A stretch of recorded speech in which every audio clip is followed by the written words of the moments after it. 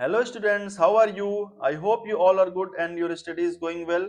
Students, in the series of our video lecture, today we are going to start the new chapter that is triangles. Okay, हम triangles का study करेंगे. Students, in this video lecture we are going to cover the three important topic, that is introduction, and then we will see types of triangles, and at last we will see the congruency of triangle. It is a very important concept. ठीक है, हम अच्छे से समझेंगे कि triangles का congruency क्या होता है। ठीक है, चलिए स्टार्ट करते हैं। पहले अपन देखते हैं इंट्रोडक्शन। मैं उम्मीद करता हूं कि प्रीवियस क्लास में आप ट्रायंगल्स के बेसिक कॉन्सेप्ट के बारे में स्टडी किया होगा। फिर भी हम जस्ट गो थ्रू करेंगे कि ट्रायंगल्स क्या होता है, ठीक है, कितने प्रकार का होता है। Okay, and most importantly the uses of triangles, या फिर हम कहें कि इंपॉर्टेंस ऑफ ट्रायंगल्स। ठीक है, ये अपन समझने की कोशिश करेंगे। ठीक है स्टूडेंट्स, मैं बता दूं, ट्रायंगल्स जो मैथमेटिक्स का बहुत ही बेसिक सा डायग्राम है। ठीक है, इसका इस्तेमाल, इसका यूज आपको मिलेगा नेविगेशन के फील्ड में। नेविगेशन में आप ट्रायंगल्स का यूज देखेंगे। ठीक है, दूसरा आप इंजीनियरिंग के फील्ड में स्पेशली देखेंगे। इंजीनियरिंग में आप इसका इस्तेमाल काफी ज्यादा देखेंगे, और आपको आर्किटेक्चर के फील्ड में भी आपको यूज ऑफ ट्रायंगल मिलेगा, है ना। आर्किटेक्चर में मैं यूं कहूं आपको, आर्ट्स एंड डिजाइनिंग में भी आपको ट्रायंगल्स का यूज काफी मिलेगा। ठीक है, मैथमेटिक्स में तो मिलता ही मिलता है। मैथमेटिक्स में जो ट्रिग्नोमेट्री जो मैथमेटिक्स का इंपॉर्टेंट कॉन्सेप्ट है, इंपॉर्टेंट ब्रांच है, जो कि राइट एंगल ट्रायंगल पे बेस्ड है। ठीक है, ट्रिग्नोमेट्री राइट एंगल ट्रायंगल पे बेस्ड है। ठीक है, एंड जियोमेट्री में आपको मिलेगा ही मिलेगा इस्तेमाल। जियोमेट्री में हम ट्रायंगल्स का बहुत ज्यादा इस्तेमाल करते हैं। ठीक है, तो देखिए आप, इतने सारे फील्ड हैं जहाँ पे ट्रायंगल्स का इस्तेमाल होता है। ट्रायंगल्स को जानना समझना हमारे लिए बहुत ही महत्वपूर्ण बन जाता है। ठीक है, चलिए स्टार्ट करते हैं। What is triangle? ठीक है, यदि आपसे कोई पूछे कि ट्रायंगल क्या है, तो आपका जवाब क्या होगा, आपका आंसर क्या होगा? चलिए मैं बताता हूं आपको। ट्रायंगल क्या है? क्लोज्ड फिगर है। It is a closed figure. It is a closed figure, okay, formed by intersection of three lines, intersection of three lines। ठीक है, यदि तीन लाइन हो कुछ इस प्रकार से, सपोज करो this is our first line, this is our third line, second line, and this is our third line. ठीक है, ये लाइन एल, एम और एन, थ्री लाइंस यदि हमारे पास है, और ये तीन लाइन का यदि आपस में इंटरसेक्शन हो रहा है, तो इसके इंटरसेक्शन से जो हमें क्लोज्ड फिगर फाइंड आउट होता है, जो क्लोज्ड फिगर हमें मिलता है, यहाँ पे ये वाला पोर्शन है ना, ये जो क्लोज्ड फिगर बन के आता है, इसको हम क्या बोलते हैं? ट्रायंगल बोलते हैं। ठीक है, कुछ इस प्रकार से, this is your triangle. Triangle क्या है? It is a closed figure, okay, formed by intersection of three lines. ठीक है, जब थ्री लाइंस आपस में इंटरसेक्ट करते हैं और एक क्लोज्ड फिगर का निर्माण करते हैं, उसको अपन क्या बोलते हैं? उसको हम बोलेंगे ट्रायंगल। समझ में आया आपको ट्रायंगल क्या होता है? Triangle is a closed figure formed by intersection of three lines. ठीक है, इसको हम नाम दे सकते हैं ए बी सी। ठीक है, ए बी सी क्या है? ट्रायंगल। इसको हम डिनोट कैसे करेंगे? मैथमेटिकली जब इसको डिनोट करना है, तो हम ऐसा छोटा सा ट्रायंगल बना देते हैं, और लिखते कैसे हैं? Triangle A B C. ठीक है, मैथमेटिकली इसको हम ऐसे डिनोट करते हैं, ट्रायंगल ए बी सी को। समझ में आया आपको? ओके, अब देखिए ट्रायंगल्स में क्या होता है, तीन साइड्स होते हैं। साइड्स कौन कौन से? ए बी, ये वाला साइड है ना, ये वाला साइड, बी सी, ये वाला साइड बी सी, और ए सी अपना ये वाला साइड। ठीक है, ए सी। आपको तीन क्या मिलेंगे? साइड्स मिलेंगे ट्रायंगल्स में। समझ में आया आपको? ओके, ट्रायंगल में आपको तीन एंगल्स मिलेंगे, एंगल ए, एंगल बी और एंगल सी। क्या होता है? तीन एंगल होता है, angle A, angle B and angle C. ठीक है, तीन साइड्स होंगे, तीन एंगल होंगे। ठीक है, और तीन क्या होंगे? वर्टेक्स होंगे, ए बी और सी। ये तीनों पॉइंट्स क्या है? वर्टेक्स हैं। ठीक है, क्या है? वर्टेक्स हैं, ए बी एंड सी। ये क्या है? ट्राइंगल्स के वर्टेक्स है, ट्राइंगल एबीसी के वर्टेक्स हैं। समझ में आपको? मैं फिर से बता दूं, एबीसी कोई ट्राइंगल है इसमें 3 साइड हैं, ए बी, बी सी और ए सी, 3 साइड्स हैं, ठीक है। एंगल ए, एंगल बी और एंगल सी क्या है? 3 एंगल्स होते हैं ट्राइंगल में, और ए बी सी 3 क्या है? इसके वर्टेक्स हैं, ठीक है। समझ में आया आपको व्हाट इज ट्राइंगल? ओके, चलिए अब अपन देखेंगे टाइप्स ऑफ ट्राइंगल्स, ठीक है। ट्राइंगल्स के कितने प्रकार होते हैं, तो इसका पहले हम देखेंगे types of as per the sides. As per sides, angle के साइड्स के अकॉर्डिंग इसको कैसे कैटेगराइज किया गया है। पहला होता है साइड के according equilateral triangle, equilateral triangle, ठीक है। दूसरा क्या होता है? ISOCELL triangle, ISOCELL triangle, okay. मैं बताता हूं, समझाता हूं आपको ये क्या होते हैं। तीसरा अपना होता है स्केलेन ट्राइंगल, स्केलेन ट्राइंगल, समझ में आया? पहला अपन देखते हैं इक्विलेटरल ट्राइंगल, ऐसा ट्राइंगल जिसके तीनों साइड्स क्या होंगे? इक्वल होंगे, तीनों साइड्स का लेंथ क्या होगा? इक्वल होगा, ठीक है। उसको हम क्या बोलते हैं?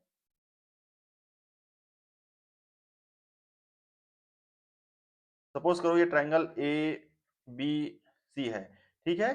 तो जो ए बी का लेंथ है वो बी सी के लेंथ के इक्वल है, एंड बी सी का लेंथ जो है ए सी के लेंथ के इक्वल है। मींस तीनों साइड्स का लेंथ क्या है? आपस में बराबर है। A B is equal to B C is equal to C A. इस कंडीशन में जो ट्राइंगल ए बी सी है अपने पास, इसको हम क्या बोलेंगे? इक्विलेटरल ट्राइंगल बोलेंगे, ठीक है। समझ में आया आपको इक्विलेटरल ट्राइंगल क्या होता है? ऐसा ट्राइंगल जिसके तीनों साइड्स का लेंथ क्या होता है? इक्वल होता है, उसको हम क्या बोलते हैं? इक्विलेटरल ट्राइंगल बोलते हैं, ठीक है। दूसरा है अपना आइसोसेल ट्राइंगल्स। आइसोसेल ट्राइंगल क्या होता है? कोई ट्राइंगल ऐसा हो, है ना, कोई ट्राइंगल ऐसा हो जिसके दो साइड्स का लेंथ, सपोज करो ये ए बी और सी एक ट्राइंगल हमें दिया हुआ है, तो उसमें ए बी और ए सी का लेंथ क्या है? इक्वल है, ठीक है। Length of side A B is equal to A C, ठीक है। और जो बी सी का लेंथ है वो क्या है? कुछ अलग है, ठीक है। बी सी का लेंथ कुछ अलग है, इन दोनों के लेंथ से कम है या ज्यादा है। सिर्फ दो साइड्स का लेंथ क्या है? इक्वल है, A B is equal to B C. ऐसे ट्राइंगल्स को हम क्या बोलते हैं? आइसोसेल ट्राइंगल, ठीक है। ऐसा ट्राइंगल जिसमें दो साइड्स का लेंथ क्या हो? इक्वल हो, उसको अपन क्या बोलेंगे? आइसोसेल ट्राइंगल बोलेंगे। समझ में आया आपको? ओके। अगला क्या है अपना? Scalene triangle. स्केलेन ट्राइंगल क्या होता है? ऐसा ट्राइंगल जिसमें तीनों साइड्स का लेंथ क्या हो? डिफरेंट होता है, तीनों साइड्स का लेंथ क्या होगा? डिफरेंट होगा। सपोज करो this is triangle A B and C, तो आप देखिए ए बी का लेंथ कुछ अलग है, बी सी का लेंथ कुछ अलग है, एंड साइड ए सी का लेंथ कुछ अलग है। ऐसे ट्राइंगल्स को अपन क्या बोलेंगे? स्केलेन ट्राइंगल बोलते हैं, जिसमें तीनों साइड्स का लेंथ क्या होता है? डिफरेंट डिफरेंट होता है। समझ में आया आपको? ओके, चलिए आगे बढ़ते हैं। टाइप ऑफ ट्राइंगल ही देख रहे हैं अपन। ये ये हो गई, ये था अपना एज पर साइड्स के अकॉर्डिंग हम ट्राइंगल्स को 3 प्रकार से कैटेगराइज किया हुआ है हमने, equilateral triangle, ISOCELL triangle and scalene triangle. उम्मीद करता हूं आपको ये तीनों टाइप आपको समझ में आ गया होगा, ठीक है। अगला अपन देखते हैं types of triangle as per the angle. As per angle, angle के अकॉर्डिंग ट्राइंगल को कैसे कैटेगराइज किया गया है। पहला अपन होता है अपना acute angle triangle, acute angle triangle. मैं समझाता हूं आपको एक्यूट एंगल ट्राइंगल क्या होता है। दूसरा होता है अपना right angle triangle, right angle triangle, है ना। एंड तीसरा अपना होता है obtuse angle triangle, obtuse angle triangle. आइए देखते हैं। पहला एक्यूट एंगल ट्राइंगल क्या होता है। कोई ट्राइंगल हमें कुछ इस प्रकार से दिया है, ये अपना है ट्राइंगल ए बी और सी, ठीक है। इसको हम क्या बोलेंगे? एक्यूट एंगल ट्राइंगल बोलेंगे। क्यों? कि उसके तीनों साइड को आप देखिए, एंगल ए को देखिए एंड एंगल बी को देखिए, एंगल सी को देखिए, इसमें कोई भी एंगल मोर देन 90 डिग्री नहीं है, ठीक है। मींस यदि ट्रायंगल्स के एंगल लेस देन 90 डिग्री हो, लेस देन 90 डिग्री हो, कोई एक भी एंगल ऐसा नहीं है जिसका वैल्यू 90 डिग्री या उससे बड़ा है, तो ऐसे कंडीशन में जो ट्रायंगल हमें मिलता है उसको हम क्या बोलते हैं? एक्यूट एंगल ट्रायंगल बोलते हैं, ठीक है। इसमें प्रत्येक एंगल का वैल्यू लेस देन 90 डिग्री होता है। समझ में आया आपको? ये क्या कहलाता है? एक्यूट एंगल ट्रायंगल, ठीक है। ओके, दूसरा है अपना right angle triangle. Right angle triangle क्या होता है? ऐसा ट्रायंगल जिसमें कोई एक एंगल का वैल्यू क्या होता है? एग्जैक्ट 90 डिग्री होता है। Something like this. आप देखिए, suppose this is triangle A B and C. तो अब देखिए एंगल बी का वैल्यू क्या है? 90 डिग्री है। तो ऐसे ट्रायंगल को अपन क्या बोलेंगे? राइट एंगल ट्रायंगल बोलेंगे। राइट एंगल ट्रायंगल, समझ में आया? जिसमें कोई एक एंगल का वैल्यू क्या हो? 90 डिग्री हो। ओके, राइट एंगल ट्रायंगल हो गया। तीसरा है अपना ऑब्ट्यूस एंगल ट्रायंगल। ऐसा ट्रायंगल जिसमें किसी एक एंगल का वैल्यू मोर देन 90 डिग्री हो, मींस समथिंग लाइक दिस। मैं यहाँ पे डायग्राम बनाता हूँ कुछ इस प्रकार से।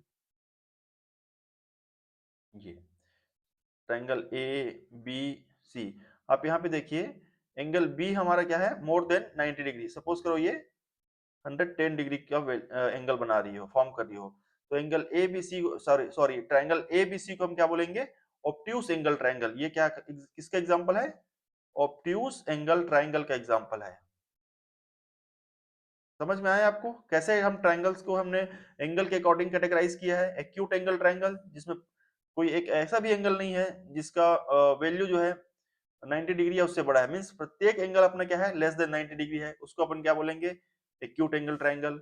राइट एंगल ट्रायंगल जहां पे कोई एक एंगल का वैल्यू एग्जैक्ट 90 डिग्री है, ठीक है। एंड ऑब्ट्यूस एंगल ट्रायंगल क्या होता है? जिसमें किसी एक एंगल का वैल्यू ग्रेटर देन 90 डिग्री है ना, ग्रेटर देन 90 डिग्री, उसको हम क्या बोलेंगे? Obtuse angle triangle. समझ में आया आपको? ओके, ठीक है। चलिए, अब अपन देखेंगे जो हमारा मेन टॉपिक है, कॉन्ग्रुएंसी ऑफ ट्रायंगल, ठीक है।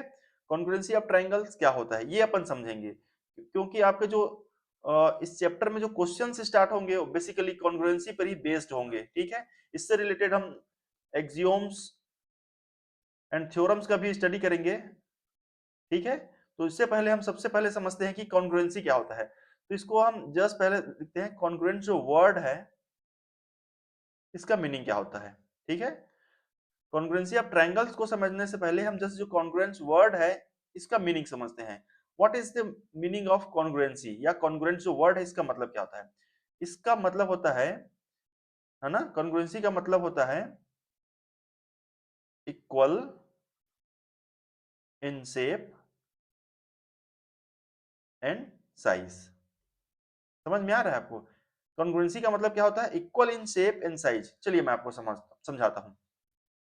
सपोज करो आपके पास दो कॉइन है। सपोज आपके पास एक कॉइन ये है, ठीक है, 1 रुपए का ही सिक्का मान लो। एक दूसरा कॉइन है, वो भी क्या है? 1 रुपए का ही सिक्का है। इन दोनों का जो मैन्युफैक्चर हुआ है वो ईयर्स क्या है? सेम ईयर्स में ये दोनों का मैन्युफैक्चर हुआ है। तो आप इस सिक्के को इस दूसरे सिक्के के ऊपर रखेंगे तो क्या क्या होगा? ये कंप्लीटली एक दूसरे को ओवरलैप करेगा, ओवरलैप करेगा, ठीक है। मीन्स ये जो सिक्का है, 1 रुपए का सिक्का है, इसका शेप एंड साइज इस दूसरे सिक्के के बराबर है, तभी तो ये सिक्का दूसरे सिक्कों को क्या करेगा? कंप्लीटली ओवरलैप करेगा। तो ऐसे ये क्या है? मींस ये दोनों के आपस में क्या है? कॉन्ग्रुएंट्स है, एक दूसरे के शेप और साइज में बराबर है। दूसरा मैं यदि एग्जांपल लूं, यदि आपके पास कोई फोटोग्राफ है, फोटोग्राफ है, ठीक है, इसका हम 2-3 कॉपी या अपने रिक्वायरमेंट के हिसाब से अपने जितने हम फोटोग्राफ्स का कॉपी करना चाहते हैं हम करते हैं ना। तो इसके आपके पास यदि मल्टीपल फोटोग्राफ्स मल्टीपल कॉपी है किसी फोटोग्राफ्स का, तो वो भी क्या होंगे? आपस में क्या होंगे? कॉन्ग्रुएंट होंगे। क्यों? क्योंकि वो आपस में एक दूसरे को हम यदि रखें, प्लेस करें, तो आपस में क्या होंगे? एक दूसरे को ओवरलैप कर लेंगे, है ना। वैसे यदि मैं एग्जांपल लूं, मम्मी होती है, मम्मियां बैंगल्स अपने हाथ में पहनती है, वो भी क्या होती है? Equal in shape and size होती है, ठीक है, equal in shape and size, है ना। जो हमारी मम्मियां जो चूड़ी पहनती है ना हाथ में, वो क्या होती है? बैंगल जो पहनती है वो भी क्या है? एग्जांपल ऑफ कॉन्ग्रुएंट्स है, ठीक है। वो भी आपस में क्या होते हैं? कॉन्ग्रुएंट्स होते हैं, क्योंकि यदि हम एक दूसरे को उसको मिला करके रखें तो एग्जैक्टली आपको मिलेगा equal in shape and equal in size मिलेगा। तो कहने का तात्पर्य यह है कि ऐसा फिगर जो शेप, है ना, एंड साइज में एक दूसरे के बराबर हो, उसको हम क्या बोलेंगे? कॉन्ग्रुएंट्स बोलेंगे, ठीक है। वो क्या कहलाती है? आपस में कॉन्ग्रुएंट्स कहलाती है, ठीक है। ओके, तो चलिए अपन देखते हैं, हम बेसिकली पढ़ रहे हैं कि कॉन्ग्रुएंसी ऑफ ट्रायंगल्स। ठीक है, ट्रायंगल्स जो है कॉन्ग्रुएंट्स कब कहलाते हैं, है ना। तो आइए देखते हैं। जैसे हम एक कोई ट्रायंगल दिया है, सपोज करो ये, suppose this is triangle A B, triangle A B C, है ना। कोई दूसरा ट्रायंगल हमें दिया है,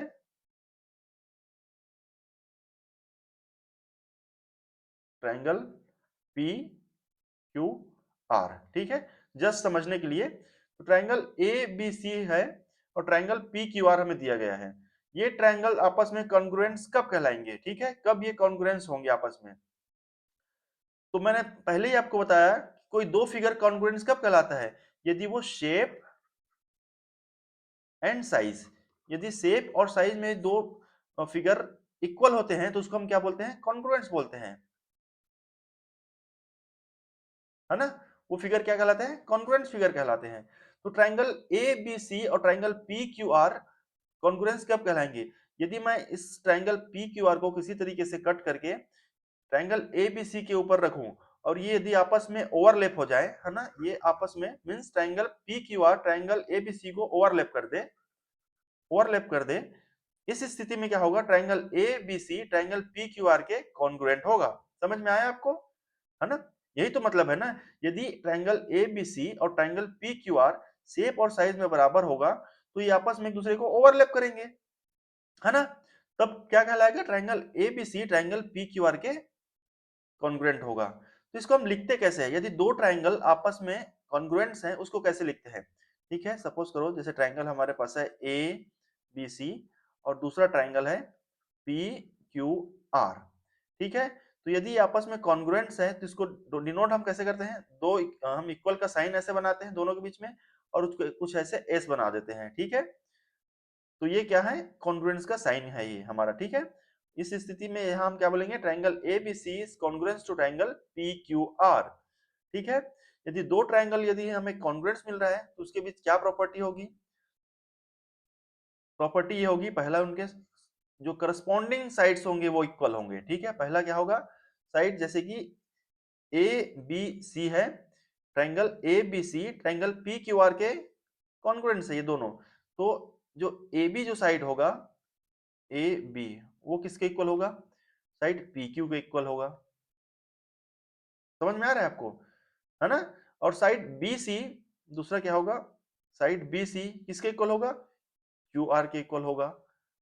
होगा कि नहीं होगा, क्योंकि ये दोनों ट्रायंगल्स क्या हो रहे हैं, आपस में ओवरलैप कर रहे हैं, तभी तो कॉन्ग्रुएंट्स हो रहे हैं ना। और कॉन्ग्रुएंट्स है तो उसके जो करस्पॉन्डिंग साइड्स है वो क्या होंगे, इक्वल होंगे। ए बी पी क्यू के इक्वल होगा, बी सी क्यू आर के इक्वल होगा, है ना। And A C P R के इक्वल होगा, side A C is equal to P R. ठीक है, ये क्या हो गए, साइड्स जो है इक्वल हैं। समझ में आया आपको, ओके। दूसरा खासियत हमें क्या मिलेगा, जो करस्पॉन्डिंग एंगल होंगे इनके, ठीक है, करस्पॉन्डिंग एंगल्स होंगे, मींस ये वाला एंगल, एंगल ए, है ना, एंगल ए एंगल पी के इक्वल होगा। हम यहाँ पे लिख सकते हैं corresponding angle, angle A is equal to angle P and angle B is equal to angle Q, angle B is equal to angle Q and angle C equal होगा angle R के, angle C is equal to angle R. समझ में आया आपको, यहाँ पे क्या होंगे, जो करस्पॉन्डिंग एंगल्स हैं वो क्या होंगे, इक्वल होंगे, एंगल्स आर इक्वल। क्यों, क्योंकि triangle A B C triangle P Q R के क्या है, कॉन्ग्रुएंट्स है। Triangle A B C and triangle P Q R क्या है, कॉन्ग्रुएंट्स एंगल है। ओके, इस स्थिति में क्या है, साइड्स आपस में क्या हो रहेंगे, करस्पॉन्डिंग साइड्स इक्वल होंगे, करस्पॉन्डिंग एंगल्स इक्वल होंगे। एंड इंपॉर्टेंटली जो तीसरा हमें मिलेगा, तीसरा हमें क्या मिलेगा, तीसरा पॉइंट, इसके जो करस्पॉन्डिंग